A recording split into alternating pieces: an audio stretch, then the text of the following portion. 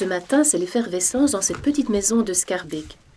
Le camion de la banque alimentaire vient de passer et les volontaires remplissent les étagères des denrées de première nécessité. Comme chaque mois, Kourov est venu se ravitailler.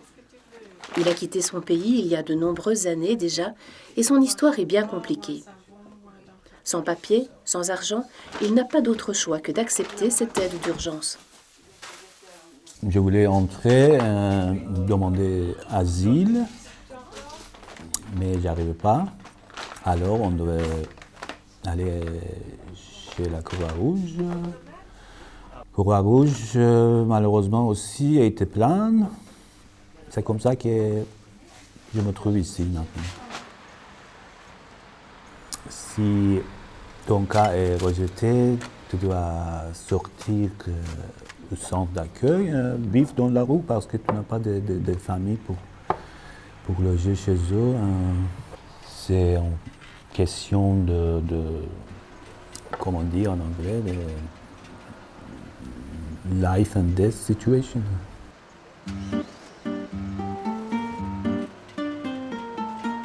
Une fois ses sacs remplis, Kourov reprend le chemin de la maison, enfin de cet endroit un peu particulier qui est devenu son chez-lui.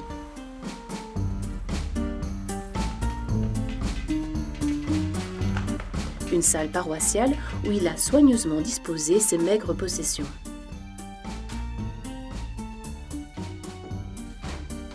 Donc ici, tous les paroissiens se sont mis ensemble pour vous aider. Je suis très heureux de voir les gens comme ça. Je pensais qu'on ne trouve pas les gens comme ça dans la vie, dans le monde d'aujourd'hui, mais je suis très heureux qu'encore il y a des gens sympas comme les catholiques de la paroisse. À l'unité pastorale du Schaerbeek, l'accueil fait partie d'une longue tradition. Et les églises se veulent tout autant un lieu de culte que de rencontre. Monsieur Ovin, que vous rappellent ces photos? Celle-ci, ça date de 2015, quand on a accueilli des réfugiés dans l'urgence. Il faisait froid et on a ouvert la salle d'accueil parce qu'on n'avait pas mieux à offrir. Et justement, qu'est-ce que cette arrivée de migrants a représenté pour les personnes de l'unité pastorale?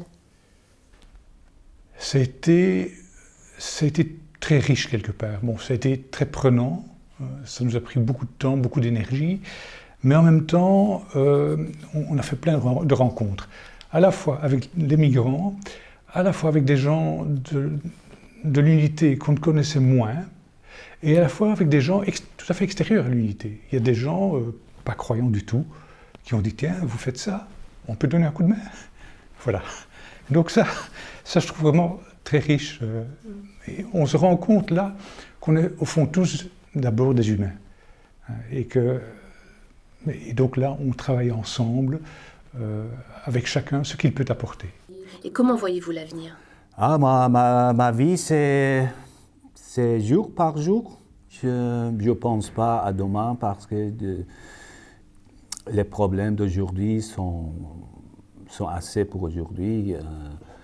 Demain, c'est l'autre jour. Le chemin sera encore long avant que Kourov ne trouve sa place dans notre société.